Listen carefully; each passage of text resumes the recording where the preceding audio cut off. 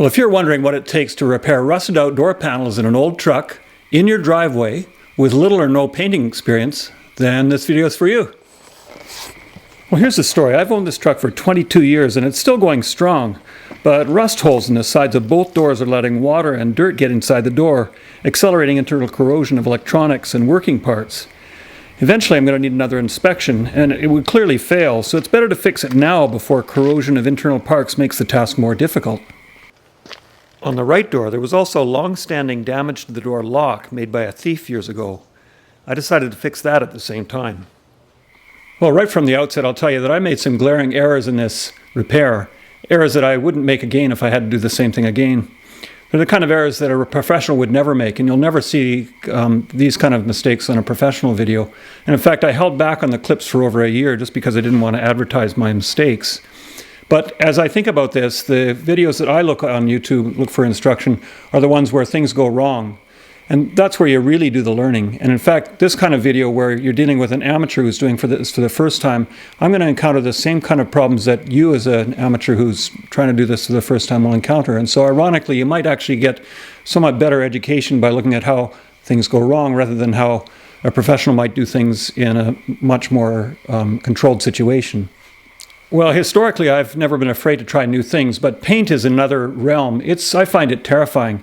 And so the first thing I did when I was thinking about what to do with this is I went to a professional estimator and asked a body shop how much it would cost to fix this professionally. And I'll never forget the look the estimator gave me when he explained that they look at about 7 hours of shop time for each door. So that'd be 14 hours of shop time at about $100 an hour. And on top of that, we've got supplies and paint and everything else. And so when he looked at me and grinned, he said, "Yeah, we'd be happy to do it for you, but then we'd own the truck," explaining that the truck wasn't worth that kind of effort. So I walked away a little bit frustrated. On the other hand, I walked away with a bit of a liberation as well, because it gave me a green light to try something I've never tried before. I really don't have a lot to lose, and let's see if we can do this ourselves. Okay, so the first question to come up is whether or not to buy new doors or to buy junkyard doors, or whether to try and fabricate and repair the door you have. Now, as it turned out, the 53-inch doors in my truck are rare enough that they're very hard to find. They don't make them in the new variety anymore, and even junkyard doors are hard to find, and so the decision from that perspective was fairly clear. The second question is whether or not you can get by with just replacing the door skin, and you can buy either the full skin or a half skin.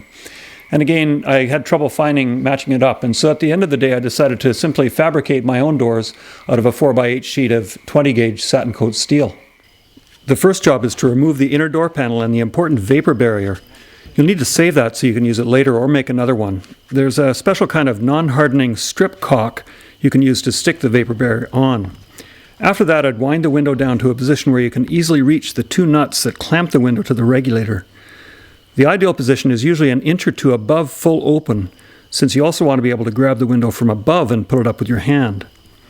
At this point, take some photos or a video with your phone to document the routing of the wiring harness. Then I disconnect the battery so any security system doesn't start honking the horn when you disconnect electronics, and then remove all the switches, the door lock, the entire mirror, and the wiring harness. Usually the window comes out by tipping it forward and lifting it out from the outside. Systematically leave all the parts in the back seat so you won't lose anything. You can leave the window regulator in place until you get the door up on a couple of sawhorses.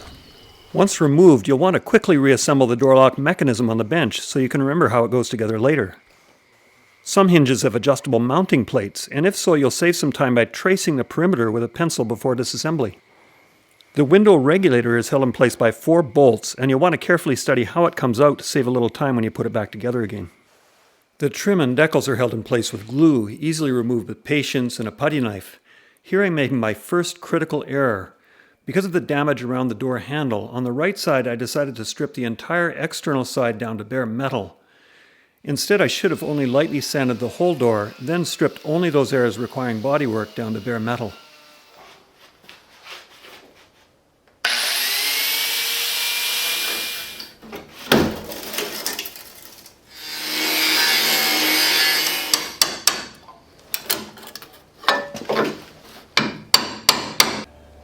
You'll notice the holes drilled along the bottom of the door.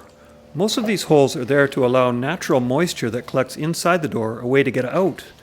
You want to keep those open to slow down internal rust. Here I'm making my second mistake. You'll recall there's a shallow 15-degree bend in the steel along the length of the door on each side. Without a large break, it is just about impossible to do a cosmetically acceptable 53-inch bend at home. I gave it a good try and I failed. In the end, it was no problem. I stopped in at a local sheet metal fabricator, and they were kind enough to put in that 15-degree bend in both doors for me in less than a minute. It was such a tiny job for them, they did it for free, and I dropped $20 into the staff coffee jar. Here's what I came out with on the right side. I used lap joints to weld in a short L-shaped piece of sheet steel to replace the rusted door bottom. I bent that angle by hand. On the left door, the damage to the frame was a little greater, but I was still able to bend a modified L-shaped bracket to replace all of the rusted areas. At this point, before the replacement skin is welded into place, I made a first coat of epoxy primer so that I'd get good coverage inside the door. I've taped the area to be welded. Once the steel is in place, it's not easy to paint the inside of the door later. Here's the primer I'm using. It gets mixed up at a 1-to-1 ratio, and then I'm using this old siphon gun to spray it on. In terms of choices of epoxy primer, most use the liquid paint I used, but for small jobs there is the option to reach for cans of aerosol primer like this. Aerosol primer comes with a hardener built in, and to mix the two together you push down on the cap and then shake, and after that you've got 48 hours to complete the task. The good thing about aerosol primer there isn't much cleanup, and you can get into places that a spray gun won't easily paint, even upside down. But aerosol cans are a lot more expensive, about $40 a can. Epoxy paint is known for gumming up spray guns, so most use a dedicated gun for primer only. Here I'm brushing on the epoxy primer in an area I didn't get good coverage. It's obviously in an area that will never be seen. I started the welding with MIG, but even with 025 wire I was still burning through, so I switched to TIG. Both would work, and both take longer than you expect. You need to use a stitching pattern, spreading the heat out and spreading the distorted effect of too much heat in one place. Butt welding thin sheet steel is not easy, and it would have been easier if I'd found a way to use a copper backing plate to absorb heat and control burn through. I admire those guys who are able to do this without reaching for body filler afterwards, but I already knew I had no chance of that, so I planned to use filler afterwards by making my welds a little shallow so that there are no complicating high spots. When you're butt welding thin sheet metal, it's easy to miss a pinhole.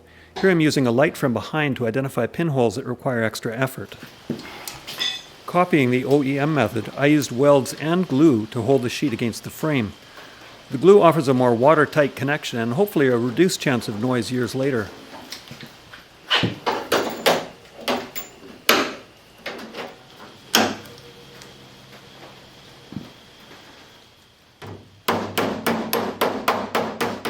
I was surprised to learn there's ongoing debate about whether to apply epoxy paint before the body filler is applied. The argument in favor of paint under filler is that filler can pick up moisture and then hold that moisture against bare, vulnerable steel. I chose to put 2 coats of epoxy on before the filler, followed by another coat of epoxy afterwards to completely seal the filler from moisture. In this part, my filler was a little thick, in one part almost 3/16 of an inch, so I used a base coat with embedded fiberglass and fiberglass tape to give a stronger bond.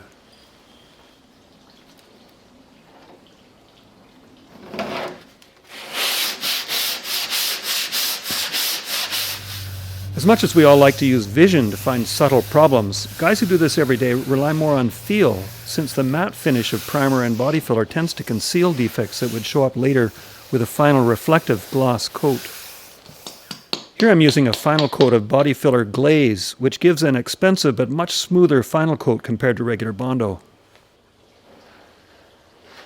At this point I'm completely oblivious to my next error, failure to smooth down all the marks from the grinder that I used to take off the paint. This sheet metal is really thin, so you don't have a lot of thickness to work with. The matte finish of primer has a way of making even gross errors hard to see until the clear coat goes on. In a moment you'll see that heat from the Scotch-Brite grinder caused a warping of the underlying steel. Ironically, this is entirely away from the region of the bodywork on the bottom door. Now I've moved on to the first coat of paint using a cheap, low-pressure, high-volume gun from a discount auto store. This gun cost me about $40, and I wondered if my small 25-gallon air compressor would deliver enough volume to allow me to accomplish the task. That little air compressor worked fine for this job, but painting a whole car would have been much more challenging. I'm trying to use a diagonal crisscross pattern here to avoid tiger striping. That did work, but what I really struggled with was getting an exact color match. I didn't appreciate how much darker automotive paint ends up with extra coats. I was told to use 3 coats, and I did so, but with my timid technique, trying to avoid a run, I didn't get enough paint on in 3 coats. The paint dries quickly, so you can apply a next coat in about an hour, but I just didn't have the patience or understanding to take my time and get the color right. The other problem I noticed on the right door was an orange peel texture, which I think was also from being afraid of a run, so I didn't put enough paint on with each coat. Now I've started the first of 2 applications of clear coat. You'll notice my technique is improving as I'm learning how to use the gun. That went on without difficulty and let it sit overnight. A few days later, learning from mistakes, I did the driver's door. No sponsor, but this is what I've been using to stick on plastic parts and sealers. Here's the driver's door a couple of days after painting. I'm using painter's tape to hold the trim piece on to let the trim glue set. You're going to see good, bad, and ugly, and I'm glad to say the good side is the side I get to see every day. I painted at the juncture of the trim so the transition line is concealed. Here it is a year later. I couldn't be more happy with the result on the driver's side. It's basically perfect from my perspective. But one of the key differences between the pro and the amateur is consistency. Let's look at the right side. Well, if the driver's is good, this is clearly the bad and the ugly. Here it is a year later. You can see the entire door is slightly lighter than the rest of the truck, depending on the ambient light. Some days you notice and some days you don't. But the story doesn't stop there. 2 days after I painted it, the very first day that I drove it after painting the vehicle, I drove it to a dog park, and I was walking my dog standing on the grass, and I heard this bang sound, and I turned around, and this young one jumped out of a 3/4-ton truck and came onto the dog park with their 2 dogs. I didn't realize what had happened until the next day. Here's where a pro really would have saved the day. I knew I wouldn't be able to fix this properly, but I wanted to protect the steel from rust. Notice also the orange peel effect and the grinder marks showing up higher up. It's a strange irony that most of my cosmetic issues are not even in the area of the major bodywork. The lower panel looks fine.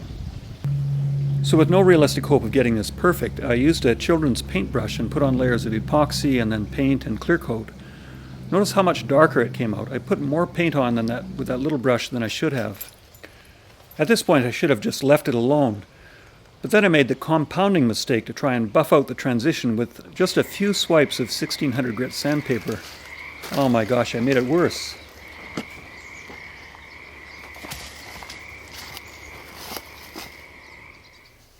So, painting your car, is this the kind of thing you'd like to do? It's a lot of work. The result won't be perfect. You'll learn new respect for guys who do this every day, and it's a ton of fun. I hope you decide to give it a try. Thanks for watching.